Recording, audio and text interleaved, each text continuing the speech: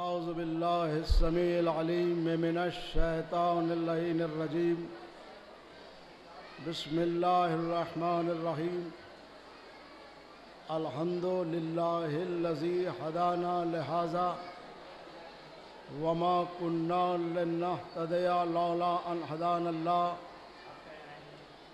لقد جاءت رسل ربنا بالحق والصلاة والسلام على اشرف الانبیاء والمرسلین مولانا ابی القاسم محمد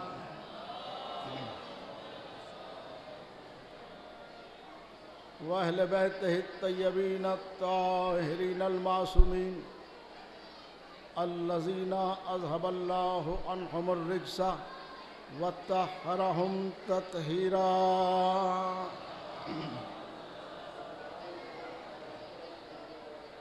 اما بعد فقد قال اللہ سبحانہ تبارک و تعالی فی محکم کتابہ الحکیم بسم اللہ الرحمن الرحیم ومن یتعد حدود اللہ فاولئک هم الظالمون.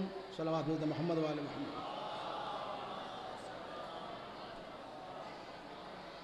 سورہ فاتحہ کی التجا ہے برائے ایصال ثواب امام فاطمہ بنت اشفاق حسین زیدی اور سید ظہیر حسین ابن صغیر حسین زیدی صاحب. فاتحہ. آپ حضرات سے گزارش ہے کہ خاندان زہرا پر بلند ترین صلوات ارشاد فرمائیں.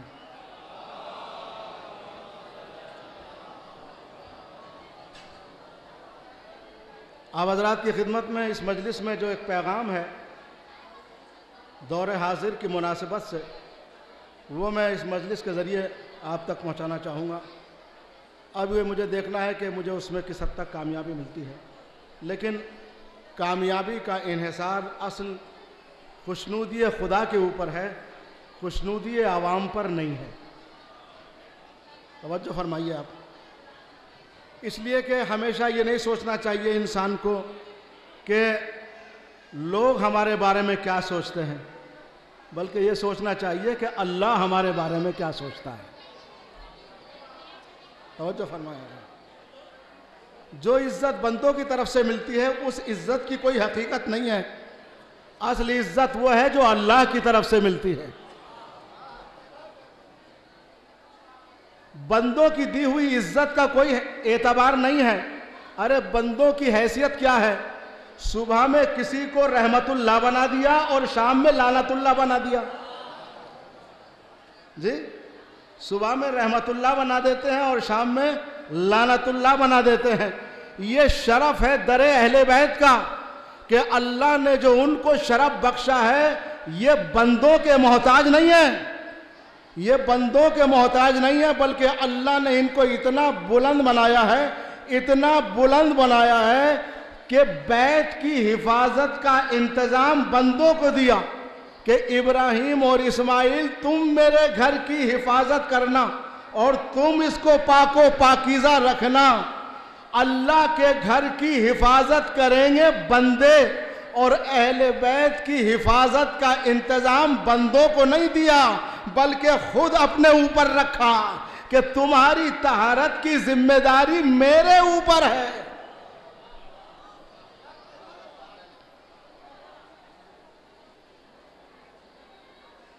ارشاد ہے کہ وَمَن يَتَعَدِّ حُدُودَ اللَّهِ فَأُولَئِكَ هُمُ الظَّالِمُونَ. دیکھو جو بھی اللہ کی حد کو پار کرے، جو بھی اللہ کی حد کو پار کرے وہ ظالم. حد کو پار کرنے والا انسان ظالم ہے. اور ظالم کے لیے اللہ نے کیا کہا قرآن میں؟ ان اللہ لا یہدی القوم الظالمین. اللہ کبھی ظالموں کی ہدایت نہیں کرتا. یہ تو ممکن ہے کہ کوئی کافر مسلمان ہو جائے، یہ ممکن ہے کہ کوئی کافر مسلمان ہو جائے، مگر یہ ممکن نہیں ہے کہ کوئی ظالم رحمت اللہ بن جائے. تو جب ظالم رحمت اللہ نہیں بن سکتا تو رہبر کہاں سے بن سکتا ہے؟ اور جب رہبر نہیں بن سکتا تو مومن کہاں سے بن سکتا ہے؟ اور جب مومن نہیں بن سکتا تو امیر المومنین کہاں سے بن سکتا ہے؟ یاد رکھیے، ہم ظالموں کے ماننے والے نہیں ہیں، ہم مظلوموں کے ماننے والے ہیں۔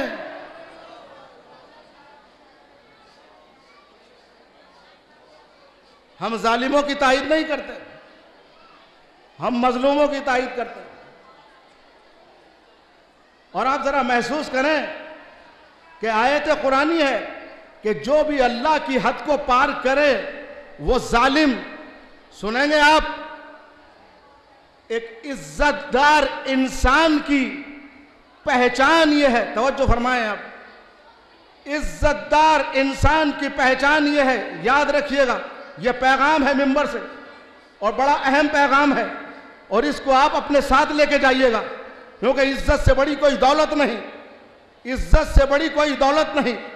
مرزا دبیر کہتے ہیں عزت وہ دے جسے کوئی ذلت نہ دے سکے، عزت وہ دے جسے کوئی ذلت نہ دے سکے، اور ذلت وہ دے جسے کوئی عزت نہ دے سکے۔ توجہ فرمائیے گا آپ، یہ عزت دار انسان کی بڑی پہچان یہ ہے کہ وہ ہمیشہ اپنے حد میں رہ کے بات کرتا ہے۔ توجہ فرمائیے گا، بس یہاں سے میری مجلس شروع ہو رہی ہے۔ جس نے اپنی حد کو پہچان لیا ہمیشہ عزت نے اس کے قدم چومے، اور جو حد سے باہر چلا گیا وہ کبھی عزت نہیں پا سکا۔ یاد رکھیے، حد میں رہ کے زندگی گزارنے والے کو ابو ذر کہا جاتا ہے، حد میں رہ کے زندگی گزارنے والے کو ابو ذر کہا جاتا ہے، اور حد سے پار کرنے والے کو ابو سفیان کہا جاتا ہے۔ فرمانا میں کیا عرض کر رہا ہوں، ذرا بیدار ہو کر میری ایک ایک بات پر توجہ فرمائیے۔ حد میں رہ کے اگر زندگی گزارنا ہے تو ابو ذر بنو گے، یعنی انسان کو بتایا جا رہا ہے کہ اگر حد میں رہ کے زندگی گزارو گے تو تم کو مسلمان سے سلمان بنا دیں گے، ذرے سے ابو ذر بنا دیں گے، اور اگر حد سے باہر نکلنے کی کوشش کی تو ابو سفیان بنو گے، ابو جہل بنو گے۔ اب ہمیں چاہیے کہ ہم کو کون سا راستہ اختیار کرنا ہے، ابو ذر کا راستہ اختیار کرنا ہے یا ابو سفیان کا راستہ اختیار کرنا ہے؟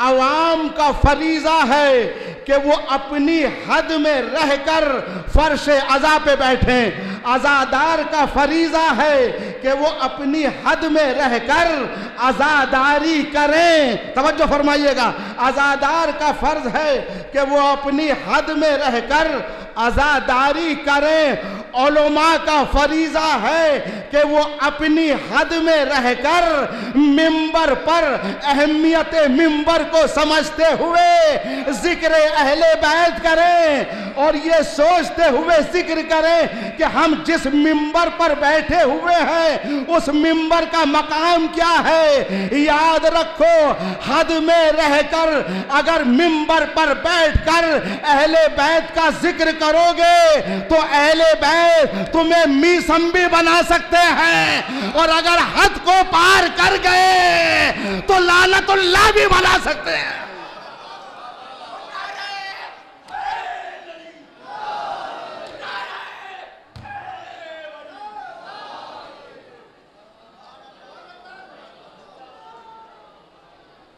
آپ حضرات کی بے حد توجہ ہے۔ ہماری سب سے بڑی بدقسمتی یہ ہے، نعوذ باللہ، کہ ہم منبر پر بیٹھ جاتے ہیں، ہم کو لوگوں کی خوشنودی کا خیال ہے، ہم کو مولا کی خوشنودی کا خیال نہیں ہے۔ ارے منبر ولایت کے لیے بنا ہے، عداوت کے لیے نہیں بنا۔ توجہ فرمائیے، میں کچھ کہہ رہا ہوں، ایک ایک جملے پہ توجہ رہے۔ منبر ولایت کے لیے بنا ہے، عداوت کے لیے نہیں بنا۔ منبر اصلاح کے لیے بنا ہے، فساد کے لیے نہیں بنا۔ منبر محبت کے لیے بنا ہے، نفرت کے لیے نہیں بنا۔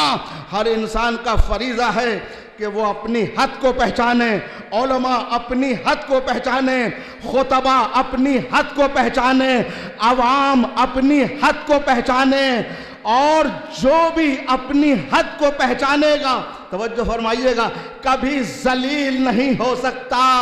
انتظامیہ، دنیا کی انتظامیہ کا یہ فریضہ ہے کہ وہ اپنی حد کو پہچانے۔ جب وزیر اعظم اور صدر جمہوریہ کو حلف دیا جاتا ہے تو ان کو ان کی حد بتائی جاتی ہے کہ دیکھو حد میں رہ کے کام کرنا۔ میں کچھ کہہ رہا ہوں، ہائے ہائے آپ نے غور نہیں کیا، حلف نامہ ہے نا، حلف دلایا جا رہا ہے کہ میں جب تک اپنے عہدے پہ رہوں گا قانون کے دائرے میں رہ کے کام کروں گا، قانون سے ہٹ کے کام نہیں کروں گا۔ اس کا مطلب یہ ہوا کہ دنیا نے تسلیم کر لیا کہ اگر قانون کے دائرے میں رہ کے کام کیا تو سب برابر ہو جائے گا۔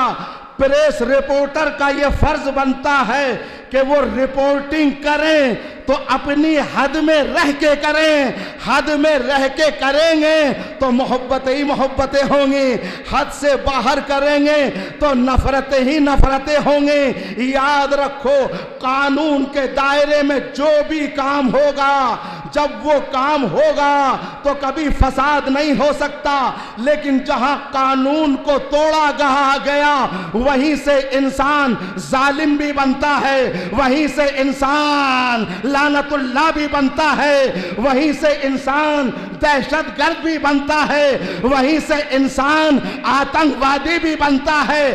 اما آج تک ہمارے دیش کا آئین یہی تو کہہ رہا ہے کہ اگر عزت دار شہری بن کے جینا چاہتے ہو تو قانون کی حد میں رہو، اور اگر قانون کو توڑ کے آگے بڑھے تو اب تمہارا ٹھکانہ جیل ہے، سلاخیں ہیں۔ اما اللہ کا بھی تو ایک قانون تھا، اور وہ قانون یہ تھا کہ جو میرے رسول کی اطاعت کرے گا وہ مومن بھی ہوگا، وہ رحمت اللہ بھی ہوگا، اور جس نے میرے رسول کے قانون کو توڑا وہ لعنت اللہ ہوگا، جس نے میرے قانون کو اپنایا وہ لعنت اللہ ہوگا۔ قانون کیا ہے؟ خلیفہ میں بناؤں گا، قانون کیا ہے؟ امام میں بناؤں گا۔ اب اگر کوئی قانون خدا کو توڑ کر خود خلیفہ بن جائے، خود امام بن جائے، اس کی جگہ جنت نہیں ہے، جہنم ہے۔ درود بھیجو محمد و آل محمد پر۔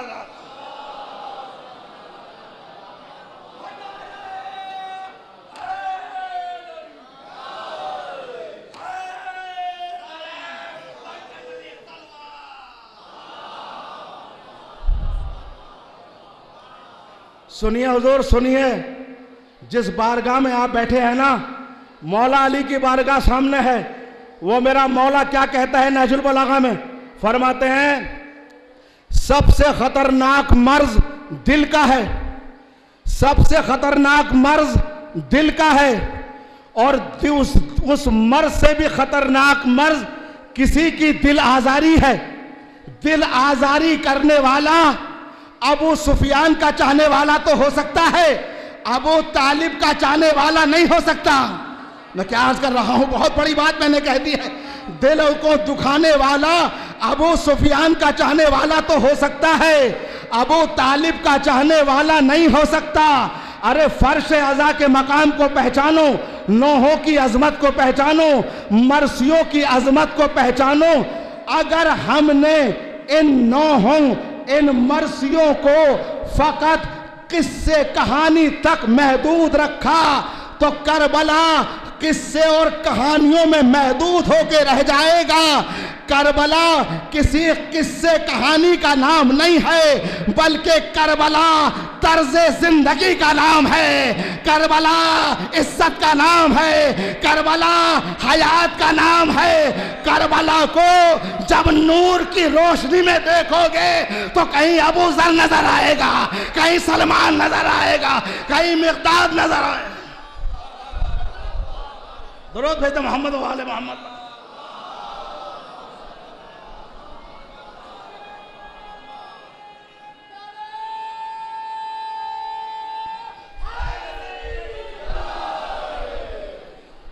یاد رکھو جنہوں نے کربلا کو نوح اور مرثیوں تک محدود رکھا وہیں محدود ہو کے رہ گئے، لیکن جنہوں نے کربلا کو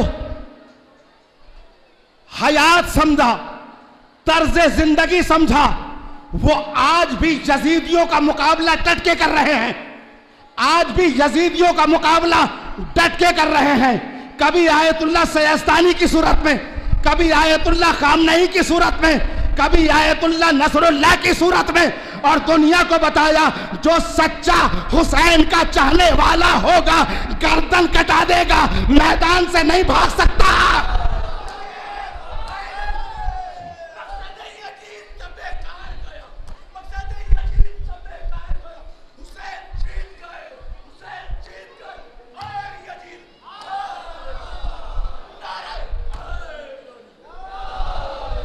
نوجوانوں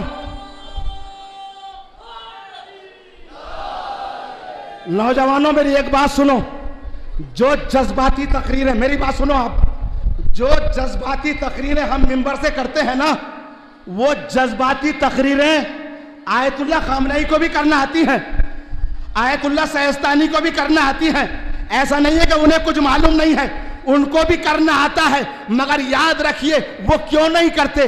اس لیے نہیں کرتے کہ ان کی نظریں عداوت پہ نہیں ہیں، ان کی نظریں ولایت پر ہیں۔ میں کچھ کہہ رہا ہوں خدا کے قسم، ان کی نظریں عداوت پر نہیں ہیں، ان کی نظریں ولایت پر ہیں، ان کی نظریں ہلاکت پر نہیں ہیں، ان کی نظریں نجات پر ہیں۔ ارے ان کی نظریں نجات پر ہیں، وہ آپ کو ہلاک کرانا نہیں چاہتے، وہ آپ کو نجات دلانا چاہتے ہیں، اس لیے کہ دنیا کو بتانا چاہتے ہیں ہم نجات دینے والے کے ماننے والے ہیں، ہلاک ہونے والے کے ماننے والے۔ درود بھیجتے محمد و آل محمد پر حضرات۔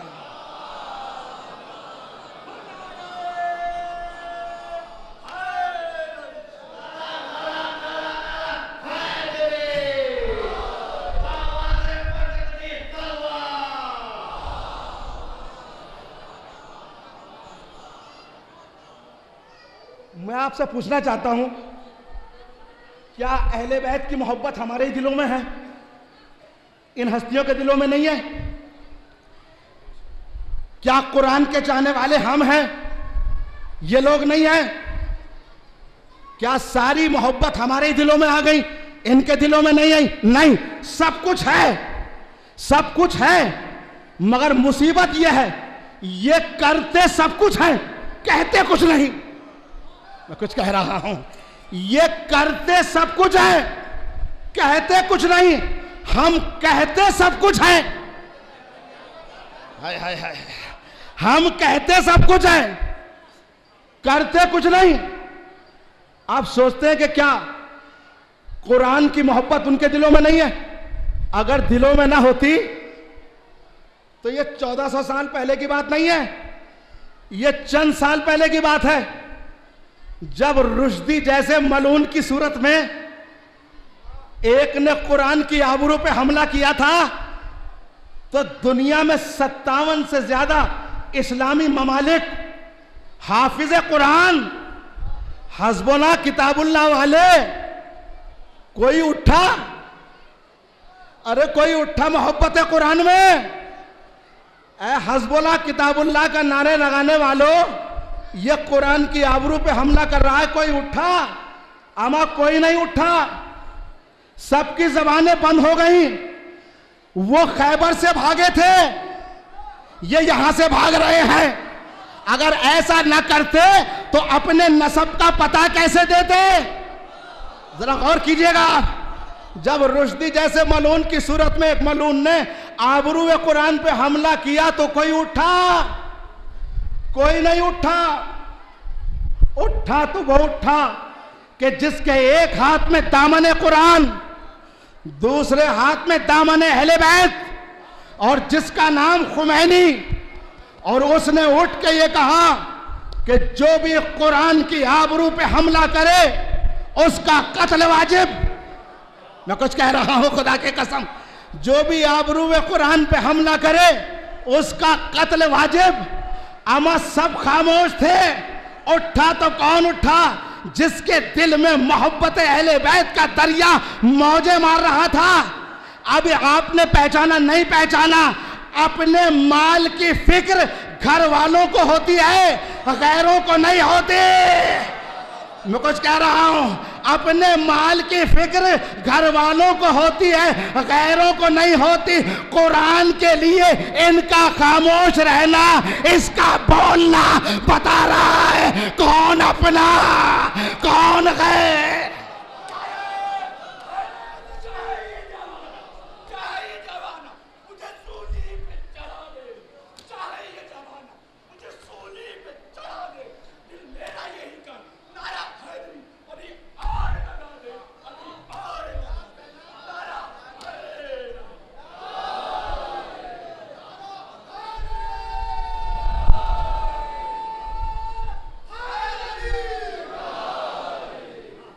غلط تو نہیں ہے؟ صحیح ہے نا؟ کوئی نہیں اٹھا. کون اٹھا؟ جس کے ایک ہاتھ میں دامن قرآن، دوسرے ہاتھ میں دامن اہل بیت. اور اس نے اٹھ کے کیا کہا؟ کیا کہا؟ جو بھی قرآن کی عظمت پہ حملہ کرے اس کا قتل واجب ہے. اب آپ نے پہچانا؟ ذرا بیدار ہو کے مجھے ایک جملہ سن لیجئے گا. ارے قرآن کی عظمت کو وہی سمجھے گا جس کے دل میں علی کی محبت ہوگی. نماز کی منزلت کو وہی سمجھے گا جس کے دل میں علی کی محبت ہوگی. قیام کے مرتبے کو وہی سمجھے گا جس کے دل میں علی کی محبت ہوگی. حج کی اہمیت کو وہی سمجھے گا جو علی والا ہوگا. یا جملوں کو بدل کے کہوں، جو علی والا ہوگا وہ نمازی بھی ہوگا، وہ روزے دار بھی ہوگا، وہ حاجی بھی ہوگا. اور جو جن کا دشمن ہوگا نہ نمازی ہے، نہ روزے دار ہے، نہ حاجی ہے، صرف لعنت اللہ ہے.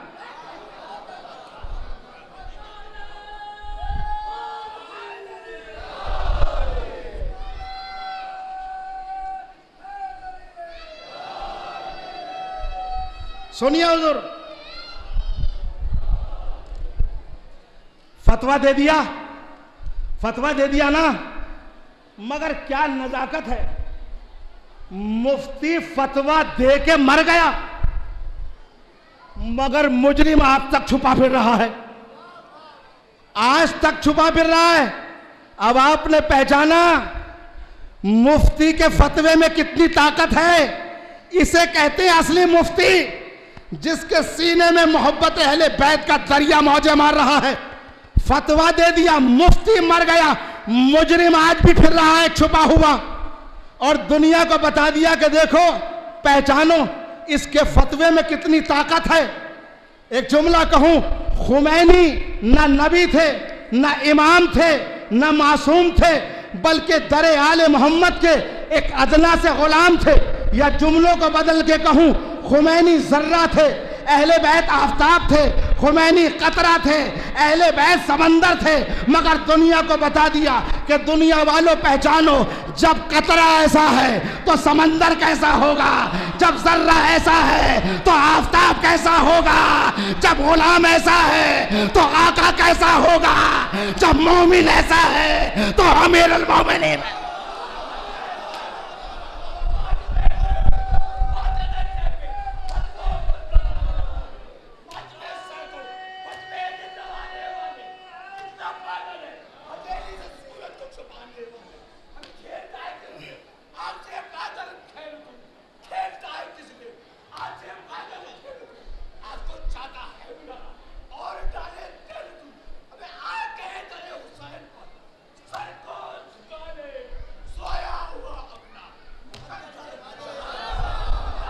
سنیے حضور، پہچان لیجئے، مجھے جلدی جلدی اپنی منزل پہ آنا ہے. پہچانی اہل بیت کا چاہنے والا کیسا ہوتا ہے. یہ تو فقیہ ہیں، فقیہ کے بعد اور ایک علی کا چاہنے والا نکلا. نام کیا تھا؟ منتظر زیدی. ارے جس بش سے پوری دنیا کانپ رہی تھی. یہ تو فقیہ بھی نہیں ہے، یہ تو مجتہد بھی نہیں ہے، مگر خدا کی قسم پیر میں سے جوتا نکالا، بش کی طرف پھینک کے تیری اوقات یاد دلا رہا ہوں. ارے پہچان لے تیری اوقات کیا ہے. تو دنیا کا چاہنے، تو دنیا کا آقا ہو سکتا ہے، لیکن علی کے غلام کی جوتیوں کے برابر. سنتے رہیے گا حضور، علی کے غلام کی جوتیوں کے برابر بھی نہیں ہو سکتا. سنتے رہیے گا. دامن وقت میں کچھ نائش نہیں ہے. علی کے غلام کی جوتیوں کے برابر بھی نہیں ہے. مگر کیا عجب تاریخ ہے. جوتا نکالا, منہ کی طرف پھینکا, منہ کو اس طریقے سے ہٹا لیا. جانتا تھا کہ وہاں علی کا تماچا ابو جہل کے منہ پہ پڑا تھا. اگر یہ تماچا یہاں پڑ گیا تو قیامت تک منہ ٹیڑھے کا ٹیڑھا رہے گا. جی بش تیری اوقات یاد دلا دی اور اس کے بعد منہ تو پھیر لیا. مگر میں بش سے ایک جملہ کہنا چاہوں گا. اے بش, تو نے منتظر کی طاقت دیکھ لی؟ نام کیا ہے منتظر, منتظر زیدی. ارے اس کے جوتوں سے اتنا گھبرا گیا. اتنا سن لے, ابھی تو نے منتظر کے جوتے دیکھے ہیں, منتظر کی تلوار نہیں دیکھی.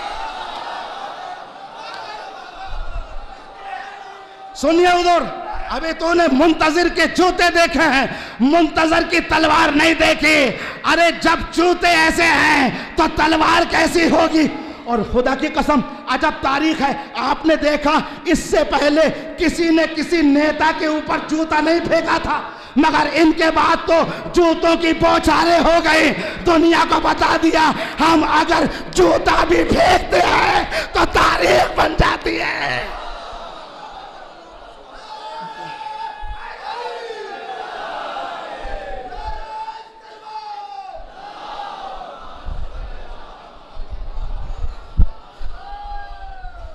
سنیے حضور,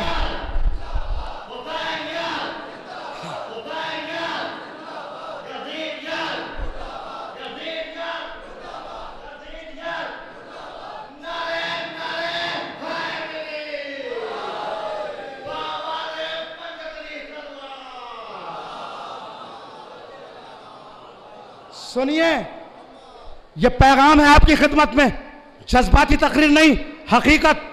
نوجوانوں, بچوں, بزرگوں سنو, یہ ہمارے علماء, ہمارے فقہا صحیح معنوں میں ولایت کے لیے کام کر رہے ہیں, عداوت کے لیے نہیں. عداوت کے لیے کام کرنا ابو سفیان والوں کا کام ہے. ولایت کے لیے کام کرنا علی والوں کے لیے کا کام ہے. دنیا کو بتایا منبر عداوت کے لیے نہیں بنا, منبر ولایت کے لیے بنا ہے. منبر نفرت کے لیے نہیں بنا, منبر محبت کے لیے بنا ہے. یاد رکھیے, منبر سے ولایت ہو, عداوت نہیں. اس لیے کہ عداوت بندے کو غدار بناتی ہے, ولایت بندے کو عزادار بناتی ہے. توجہ فرمائیے گا, میں نے کیا کہا ہے. عداوت بندے کو غدار بناتی ہے, ولایت بندے کو عزادار بناتی ہے. ولایت کا راستہ غدیر ہے, عداوت کا راستہ سقیفہ ہے. ولایت کا راستہ غدیر ہے, عداوت کا راستہ سقیفہ ہے. جملہ سنو گے, ولایت بندے کو حر بناتی ہے, عداوت بندے کو حرملا بناتی ہے.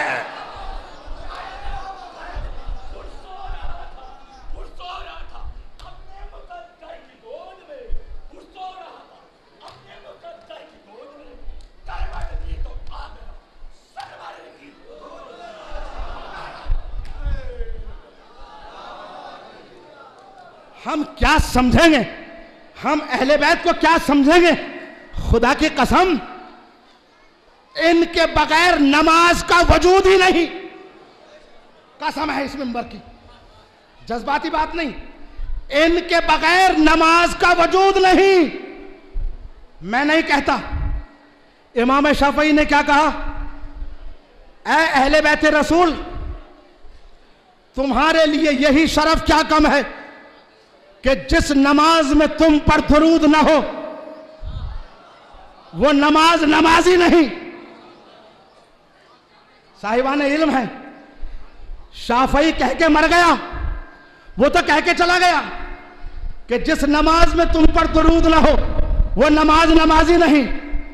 اس نے کسی نماز کا نام نہیں لیا, وہ صبح کی ہے یا ظہر کی ہے, مغرب کی ہے یا عشاء کی ہے, اس نے تو عام نام لیا. جس نماز میں تم پر درود نہ ہو, سنو بیدار ہو کے, وہ نماز نمازی نہیں. میں آپ سے سوال کرتا ہوں, کیا کوئی نماز الحمد کے بغیر ہو سکتی ہے؟ بھائی جواب تو مجھے کوئی نماز الحمد کے بغیر ہو سکتی ہے؟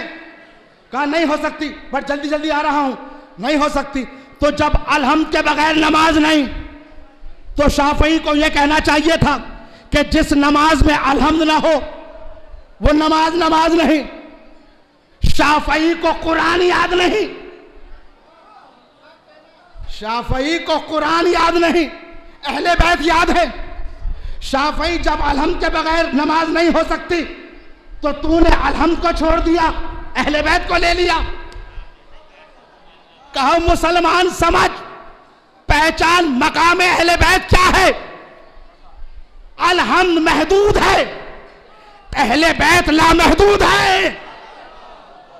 میں ثابت کروں گا، جس نماز میں تم پر درود نہ ہو وہ نماز نہیں ہے۔ ذرا بیدار ہو کے میرا ساتھ دو۔ صبح کی نماز الحمد کے بغیر ہوگی، ظہر کی نماز الحمد کے بغیر ہوگی، مغرب کی نماز الحمد کے بغیر ہوگی، عشاء کی نماز الحمد کے بغیر ہوگی۔ تو جب الحمد کے بغیر نہیں ہو سکتی تو الحمد یاد نہیں، اہل بیت یاد ہیں۔ اما کوئی نماز تو ایسی ہوگی، کوئی نماز تو ایسی ہوگی کہ جس میں الحمد نہ ہو، جس میں الحمد نہ ہو مگر اہل بیت ہو۔ اب آپ نے پہچانا شافعی کے یہ جملے کی اہمیت کہ تمہارے لیے یہی شرف کیا کم ہے کہ جس نماز میں تم پر درود نہ ہو وہ نمازی نہیں ہے۔ اما پھر پہچانو وہ آخر جانا کہاں چاہتا تھا، اسے پتا ہے کہ کوئی نماز ایسی ضرور ہے کہ جس میں الحمد نہیں ہے مگر اہل بیت ہے۔ کہیے کہاں بیٹھے ہیں آپ، میرا ساتھ دیجئے۔ اور وہ نماز کون سی ہے کہ جہاں الحمد نہیں ہے مگر اہل بیت ہیں؟ تلاش کرو، صبح میں آؤ گے، مغرب میں آؤ گے، ظہر میں آؤ گے، عصر میں آؤ گے، عشاء میں آؤ گے، نہیں وہ نماز زندگی کی نماز نہیں ہے، وہ نماز زندگی کی نماز نہیں ہے۔ ارے تیری موت کے بعد بھی ایک نماز ہے۔ ارے شرم کر، تجھے زندگی کی نمازوں کی فکر ہے، اس کی فکر نہیں ہے جہاں تیرا جنازہ رکھا ہوگا۔ یہ ساتھ دیجئے، میرا ساتھ دیجئے، درود بھیجو محمد و آل محمد۔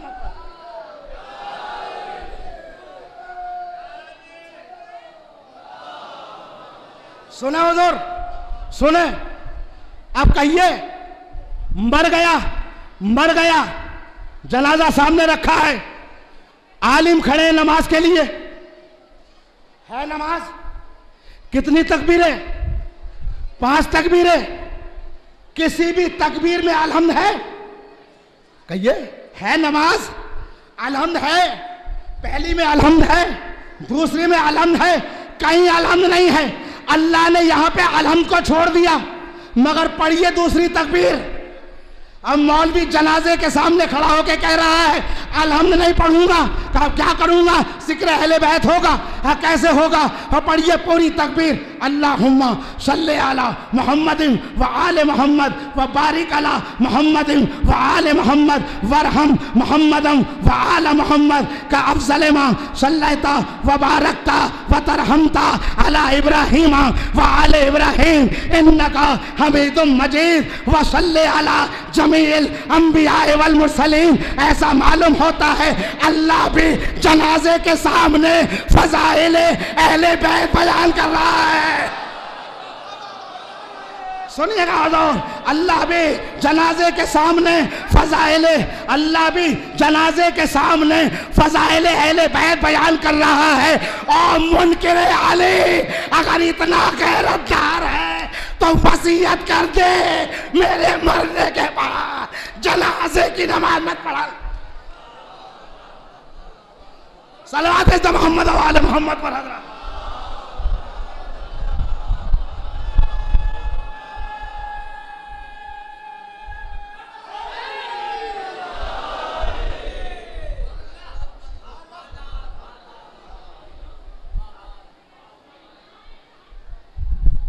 پانچوں کی پانچوں تکبیروں میں کہیں قرآن نہیں، کہیں الحمد نہیں، مگر فضائل اہل بیت ہیں۔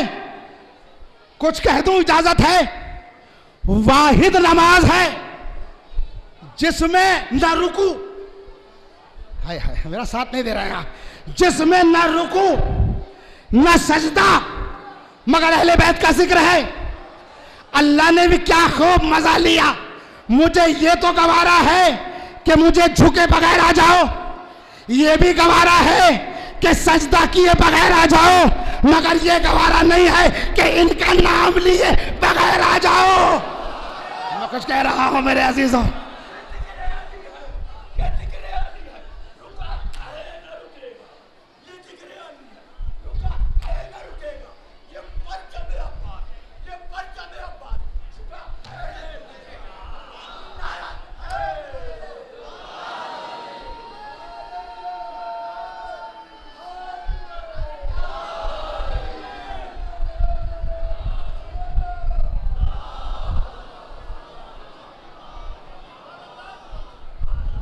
مجھے یہ تو گوارا ہے کہ تم جھکے بغیر آ جاؤ، یہ بھی گوارا ہے کہ سجدہ کیے بغیر آ جاؤ، مگر یہ گوارا نہیں ہے کہ ان کے ذکر کے بغیر آؤ۔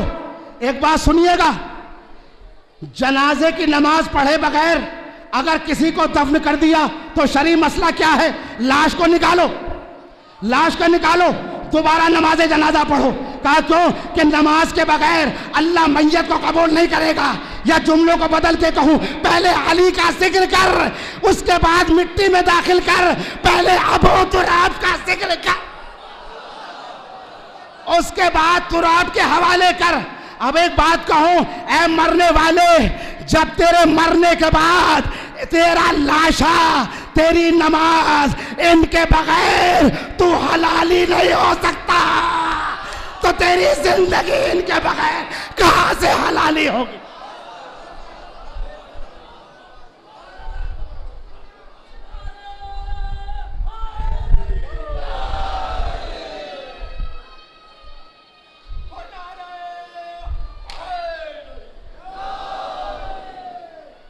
بھائی یاد رکھ، یہی وجہ ہے حلالی کا پتہ، سنیے سنیے، بڑے یقین کے ساتھ کہہ رہا ہوں، حلالی کا پتہ مسجد میں نہیں چلتا، فرش اعضاء پہ چلتا ہے۔ حلالی کا پتہ مسجد میں نہیں چلتا، فرش اعضاء پہ چلتا ہے۔ بھائی یہی وجہ ہے مکے میں اور کربلا میں یہی فرق ہے، مکے میں سب جاتے ہیں، حلالی بھی جاتے ہیں، غیر حلالی بھی جاتے ہیں، مومن بھی جاتے ہیں، منافق بھی جاتے ہیں، مگر کربلا ہر کوئی نہیں جاتا، وہی جاتا ہے جس کا لہو بھی بہا، جس کا شیر بھی بہا۔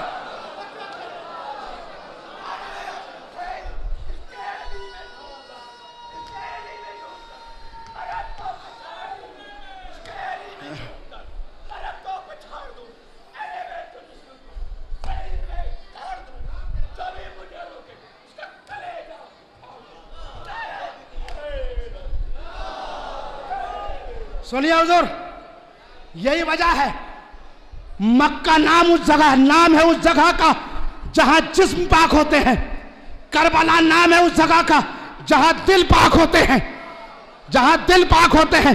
اما مسجد میں سب جاتے ہیں، فرش اعضاء پہ ہر کوئی نہیں آتا۔ کیسے؟ اور آگے بتا دوں، دلیل دے دوں، وہ مسجد نبوی تھی، وہ مسجد نبوی تھی جہاں نواسا بغیر اجازت کے، وہ مسجد نبوی تھی جہاں نواسا بغیر اجازت کے پشت پہ آ کے بیٹھ گیا، نہ کسی صحابی سے پوچھا، نہ اللہ سے پوچھا، نہ رسول سے پوچھا، پشت پہ آ کے بیٹھ گئے۔ تم سے کیوں پوچھوں؟ تم کیا بتاؤ گے جن کی نہ ذات کا پتہ نہ خاندان کا پتہ؟ توجہ فرمائیے گا، بغیر اجازت کے آ گئے نا، ٹھیک ہے، کوئی نئی بات نہیں، مگر یہی حسین جب ماں کی چادر میں آنا چاہتے ہیں تو کیا کہا؟ کیا اجازت ہے کہ میں اس چادر میں آ جاؤں؟ میں نے ہاتھوں کو جوڑ کے پوچھا، مولا مسجد میں آنے کے لیے، نانا کی پشت پہ بیٹھنے کے لیے اجازت نہ مانگی، ماں کی چادر میں آنے کے لیے اجازت مانگی، تو رسول کا نواسا بتائے گا میں تمہیں یہی تو بتانا چاہتا ہوں، مسجد اور ہے، میری ماں کی چادر اور ہے، مسجد اور ہے، میری ماں کی چادر اور ہے۔ مسجد نام ہے اس جگہ کا جہاں مومن بھی آتا ہے، منافق بھی آتا ہے، جس کا دل کالا ہوتا ہے وہ بھی آتا ہے، جس کا دل سفید ہوتا ہے وہ بھی آتا ہے، جو رحمت اللہ ہوتا ہے وہ بھی آتا ہے، جو لعنت اللہ ہوتا ہے وہ بھی آتا ہے، جو ابو سفیان کا ماننے والا ہو وہ بھی آتا ہے، جو ابو طالب کا ماننے والا ہو وہ بھی آتا ہے، مگر میری ماں کی چادر وہ ہے کہ جہاں معصوم بھی بغیر اجازت کے داخل نہیں ہو۔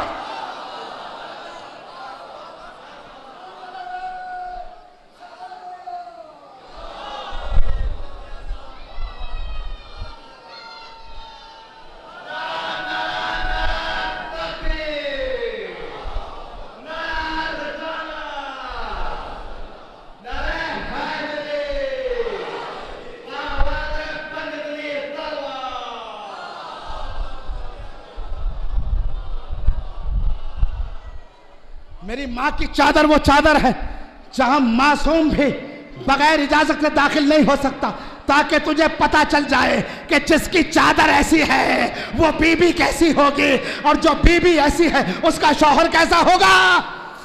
اے منکر علی، اے منکر کلمہ، شرم کر، اگر تجھے علی سے اتنی نفرت تھی تو نے علی ولی اللہ کے بغیر اسلام کو پہچانوانے کی کوشش کی، کیا ہوا؟ اسلام دہشت گرد نظر آیا۔ یہی تو ہوا، چہرے پہ نقاب ڈال کے لوگوں کی گردنوں پہ تلوار، ایک طرف علامت لا الہ الا اللہ محمد الرسول اللہ، دنیا کلمے پہ ہنس رہی ہے، یہ کیسا کلمہ ہے، یہ کیسا لا الہ الا اللہ ہے، یہ کیسا محمد الرسول اللہ ہے جو لوگوں کی گردنوں کو کاٹ رہا ہے، مگر اہل بیت کا دامن یہاں بھی پاک رہا۔ تو نے مان لیا فساد کی جگہ پر تو نے علی ولی اللہ کو استعمال نہیں کیا۔ میں نے کیا جملہ کہہ دیا اور دنیا کو بتایا، جو بھی کلمہ مائنس اہل بیت ہوگا اس اسلام کا یہی حشر ہوگا۔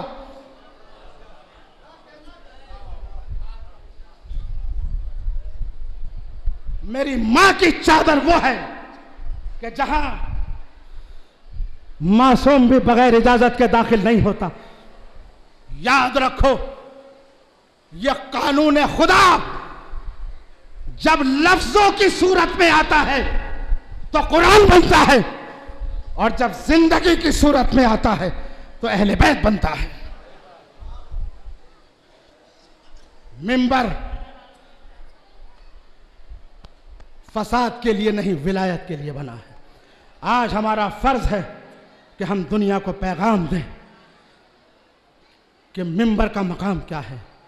عزیزو، یا مولا کی بارگاہ میں سب آئے ہیں، محبت لے کے آئے ہیں، دامن امید لے کے آئے ہیں، سب ان کے دروازے پر بھکاری بن کے آئے ہیں۔ اس فرش عزا سے کوئی ایسی بات صادر نہ ہو جائے جہاں حسین کی دکھیا ماں اپنے لال کو رونے کی بجائے ہمارے گناہوں پہ آنسو بہائیں۔ یہ اسلام اتنی آسانی سے ہم تک نہیں پہنچا، یہ اسلام اتنی آسانی سے ہم تک نہیں پہنچا، اور تمہارے امام نے بھی ہر موقع پہ تمہیں یاد نہیں کیا۔ اس موقع پہ یاد کیا جب امام 6 مہینے کے بچے کی لاش کو اپنے ہاتھوں پر اٹھائے ہوئے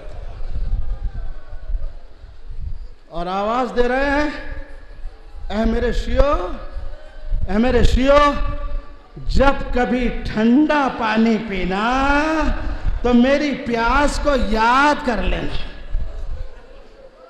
اور دیکھنا میں کس طرح سے اپنے 6 مہینے کے بچے کے لیے پانی مانگ رہا تھا، اور کس طریقے سے دشمن نے میرے سوال کا جواب دیا۔ عزادارو، دیکھیے دوسرا موقع کیا ہے؟ زہرا کا لال، کتنی مصیبت تھی فاطمہ کے لال حسین پر، اب میں کیسے سمیٹوں؟ آپ کو تو ذرا سی گرمی کا احساس ہوا تڑپ جاتے ہیں، مگر زہرا کا لال کربلا سے کیا کہہ رہا ہے جانتے ہو؟ میں کتنا بڑا مظلوم ہوں، ایک ہی لفظ کافی ہے، انا قتیل الابرا، انا قتیل الابرا، میں وہ ہوں کہ جسے رلا رلا کے مارا گیا۔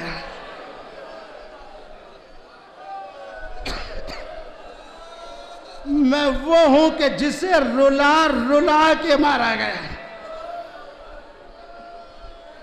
اچھا میرا آپ سے سوال ہے، آج آپ سے میرا ایک سوال ہے، اگر آپ سے میں پوچھوں مولا حسین کی شہادت کب ہوئی؟ کہا 10 محرم کو۔ کہا وقت کیا تھا؟ کہا عصر کا وقت تھا۔ میں کہوں گا یہ ظاہری شہادت ہے، یہ ظاہری شہادت ہے کہ عصر کے وقت مولا کے گلے پہ خنجر چل گیا اور مولا شہید ہو گئے، مگر میرا جواب دوسرا ہے۔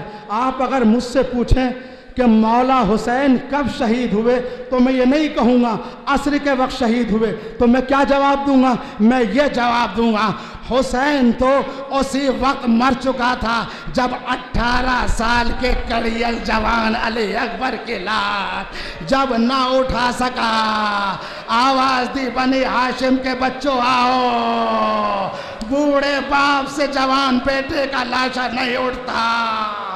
حسین تو اسی وقت مر چکا تھا جب عباس کی آواز سن کے کہا بھیا ابا، ارے تیرے مرنے سے میری کمر ٹوٹ گئے، اے بھیا ابا میں بے سہارا ہو گیا۔ حسین کم مرا؟ حسین تو اسی وقت مر گیا تھا جب جھک کے عباس کا دانا باز اٹھایا۔ حسین تو اسی وقت مر گیا تھا جب جھک کے بایاں باز اٹھایا۔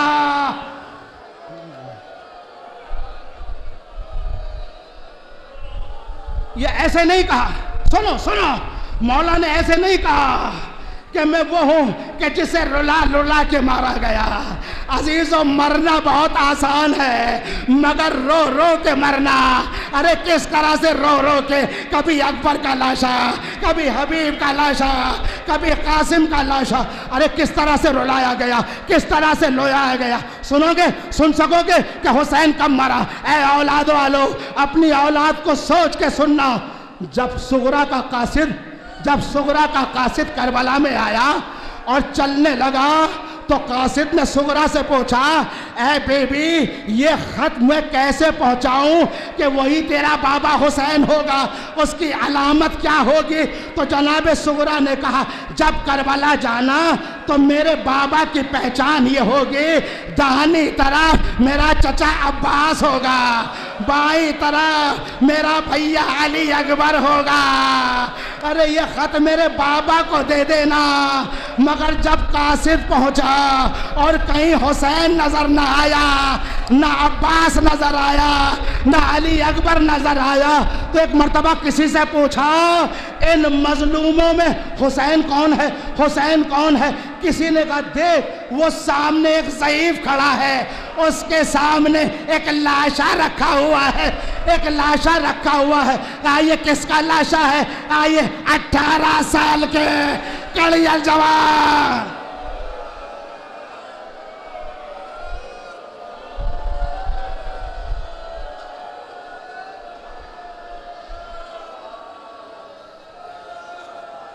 حسین کب مر گیا؟ حسین کب مر گیا؟ اولاد والوں سنو گے، وہ یہ سامنے کھڑا ہے جس کے سامنے ایک لاشا رکھا ہوا ہے۔ قاصد گیا، قریب آیا، خط دیا، باپ نے بیٹی کے خط کو پڑھا، پڑھنے کے بعد قاصد نے کہا مولا مجھے جواب دے دو، مجھے جواب دے دو۔ سنو گے جواب کیا تھا؟ عزادارو سنو گے حسین نے کیا جواب دیا؟ جس جوان کے سینے سے برچی کا پھل نکالا تھا، خون میں خط کو بھرا اور بھرنے کے بعد حوالے کیا، کہا یہ کیا ہے؟ کہا یہی جواب ہے، کہا یہ تو خون ہی خون ہے، میری بچی کو پتہ چل جائے گا،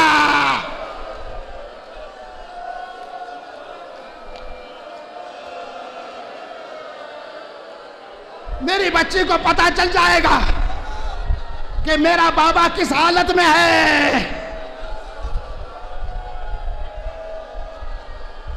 کون کہتا ہے کہ حسین وقت عصر مرا؟ حسین تو اللہ شہ علی اکبر مر چکے تھے. اور زینب کب مری؟ زینب کب مری؟ اب سوال یہ ہے زینب کب مری؟ بتا دوں. جب زلجنہ خالی آیا اور زینب نے پوچھا زلجنہ میرے بھیا کو کہاں چھوڑ کے آ گیا؟ میرے بھیا کو کہاں چھوڑ کے آ گیا؟ سنتے رہیے گا. کوئی جواب نہ ملا. ایک مرتبہ زینب نے کہا زمین کربلا بتا دے میرا بھیا کہاں ہے، میرا بھیا کہاں ہے. جب کوئی پتہ نہ چلا ساری زمینیں نیچی ہو گئی، زمین کربلا بلند ہوئی. کیا دیکھا؟ زینب نے دیکھا شمر کا خنجر. ارے حسین کی گردن، ایک دکھیا ماں، ارے شیر، ارے میرے بچے کو چھوڑ دے.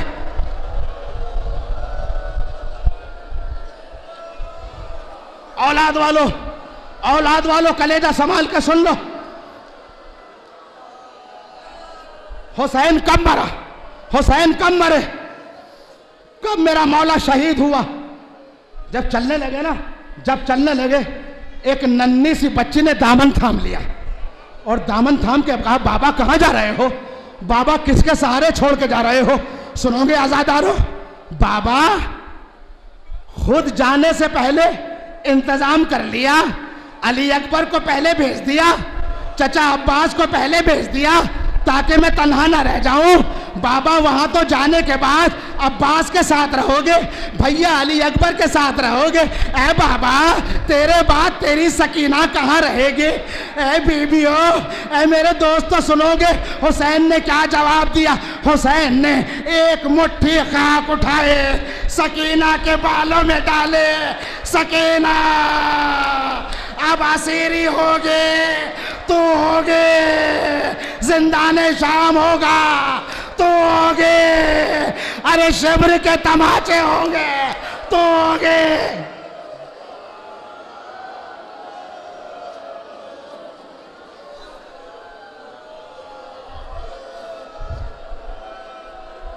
بس